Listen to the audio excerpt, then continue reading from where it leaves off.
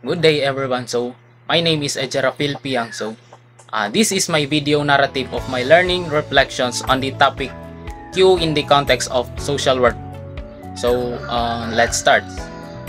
This reflection was guided by the following questions. The first question was, what was your initial understanding of the topic? My initial understanding of the topic Qs in the context of social work is that it is like the cues that we experience and encounter in our daily life, like yung simpleng pagpila natin sa mga store if magpapa-counter tayo. Upon discussing it, na-realize ko na it was kumbaga mas advanced, mas organized siya because it is or it has a systematic procedures and of course has its essential features na which makes it easy to cater and render services for the elements ng queue na tinatawag natin. And of course, for effective implementation of these services na pwedeng ibigay through performing social welfare. So next question is, how does the topic connect to your personal experiences or beliefs? By understanding the queue in the context of social work or social work, masasabi kong it is important to effectively participate or practice it, because it in my personal belief, I think nararapat na maibigay yung mga tulong na kinakailangan ng mga kapwa natin na nakakaranas ng mga problema. So through these cues, parang mabibigay natin yung fair and just services na pwede nating maibigay. And additionally, sa aking personal experience, marami na rin akong na-observe na yes, andun nga yung services pero pinipili lang naman and wala yung sense of fairness and justice para sa lahat. So in this topic, I think it must be practiced correctly and with fairness. So number 3, can you relate the topic to any real world situations or current events? So in my observation, I think nahahati yung masasabi nating tapat sa kanilang service and yung mga walang sense of fairness and just. Kasi meron pa rin yung mga cases na mas inuuna yung mga hindi naman talaga nangangailangan, and in some cases mas nakalista pa yung mga wala naman talagang problema rather than those in need talaga. So with this, parang nawawala yung sense ng true purpose ng ating queue, and that's the reality because of personal interest. Nababaliwala yung mga sistemang dapat na ipinapatupad. So number 4, what were the interesting or surprising things you learned about this topic? So in the context of social work, delving into the topic of cues can unveil surprising insights into social dynamics, resource allocation, and of course itong community needs.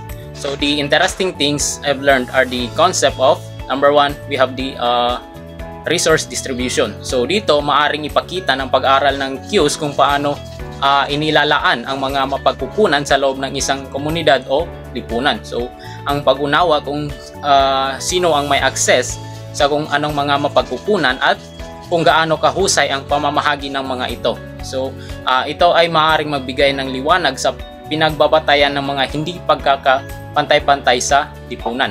And another is yung tinatawag natin social justice implications. Ang mga cues ay madalas na sumasailalim or sumasalamin sa mga sistematikong issue tulad ng kahirapan, diskriminasyon at kawalan ng akses sa mahahalagang serbisyo. So ang pagsusuri sa mga pila sa kontekstong ito ay makakatulong sa mga social worker na isulong ang mga pagbabago sa patakaran upang matugunan ang mga hindi pagkakapantay-pantay na ito. And next one, number 3, we have the psychological impact. So cues can have a significant psychological impact on individuals, affecting their sense of dignity, self-worth, and of course their well-being. So ang pag-explore sa mga epektong ito ay makakapagbigay alam sa mga intervention na naglalayong suportahan ang mga individuals sa mga sitwasyong nakapila. So next one is we have the cultural differences. Queuing norms and behaviors can vary widely across cultures. So studying these differences can provide insights into cultural values, social norms, and communication styles, which are crucial for effective cross-cultural social practice. And next one, we have the innovative solutions. So examining queue management strategies can inspire innovative approaches to improving service delivery and reducing wait times in social work settings. So this might involve implementing technology, redesigning processes, or fostering community collaboration. So overall, exploring the topic of queues in the context of social work can uncover a wealth of information about social systems, human behavior, and of course opportunities for positive change. And moving forward sa number 5 question, how have these insights impacted your perspective or understanding? So these insights enabled me to deeply and properly understand how the system of queue works.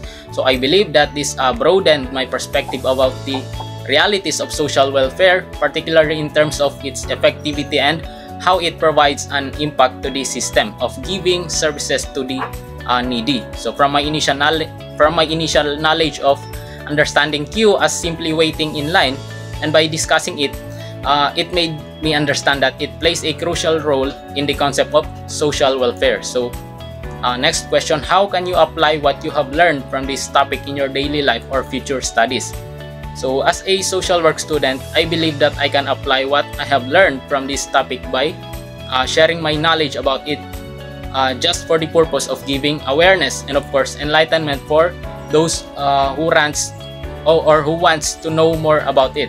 So I believe I can also use this as my motivation to practice what's right and fair for all when I'm already in service. So as for my future studies, I will look back to it as my reference so that I can use my current knowledge about it. So yes, we continue to learn day by day. So my current understanding about this certain topic would help me to easily understand what might be the possible upgrades and additional takeaways of knowledge regarding on this matter. So number 7, the last question is, what are the key takeaways or lessons you have learned from this topic? So exploring the queue in the context of social work gave me a much needed knowledge and understanding about how it works and what might be its possible impacts for us individually or in society as a whole. So dito na-realize ko na merong ganitong sistema na which is very helpful and organized na ginagamit sa pagbibigay ng serbisyo at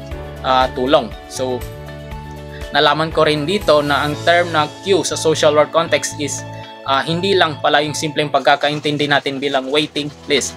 Instead, it is a systematic process na designed to give service in a well-organized manner. So also, hindi lang din ito about sa waiting list ng mga individual na bibigyan ng tulong. Dito, malalaman natin kung ano ba yung mahalagang naidudulot nito and ano yung mga possible impacts nito para sa atin. And bilang panghuli, queue simply promotes fairness and justice in terms of giving services to the needy. So, that's all.